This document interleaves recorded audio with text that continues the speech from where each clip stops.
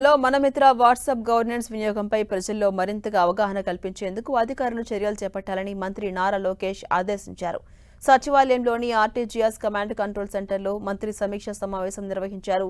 ప్రభుత్వ శాఖల సమాచారాన్ని క్రోడీకరించేందుకు చేపట్టిన డేటా లేక్ పనులన్నీ జులై నాటికి పూర్తి కావాలని మంత్రి ఆదేశించారు. కుల ఆదాయ ధృవీకరణ పత్రాల మంజూరులో అడ్డంకులు తొలగించాలి. రేషన్ కార్డుల విభజన, కుటుంబ సభ్యుల పేర్లు చేర్చడం, తొలగించే ప్రక్రియను మరింత సులభతరం చేయాలని సూచించారు. ఇక సంజీవని కార్యక్రమాన్ని కూడా డేటా లేక్తో అనుసంధానించాలని తెలిపారు లోకేష్.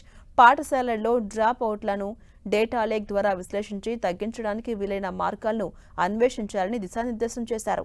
ఇక రాష్ట్రంపై ఎల్నినో ప్రభావంపై మంత్రి నారా లోకేష్ సమీక్షించారు. ఎల్నినో ప్రభావంతో ఎదురయ్యే వర్షాభావ పరిస్థితులను జలవనరుల శాఖ, వ్యవసాయ శాఖ, ఇతర శాఖలన్నీ కూడా సమన్వయంతో ప్రణాళికాబద్ధంగా పనిచేసి సమర్థవంతంగా ఎదుర్కొందామని పిలుపునిచ్చారు లోకేష్. నీరు వృధాను అరికట్టి తక్కువ నీటితో ఎక్కువ పంటలు పండించే దిశగా రైతులంతా ప్రోత్సహించాలని సూచించారు. ఇక జలాశయాల్లో నీటి లభ్యత ఎంత ఉంది, భూగర్భ జల మట్టాలు ఏ స్థాయిలో ఉన్నాయనేది ఆర్టీజీఎస్లోని అవేర్ విభాగం ద్వారా రియల్ టైంలో ఎప్పటికప్పుడు తెలుసుకుని ఆ దిశగా అధికారులు కార్యాచరణ చేపట్టాలని వివరించారు. యూరియా సరఫరాపై కూడా ఆరా తీశారు మంత్రి నారా లోకేష్.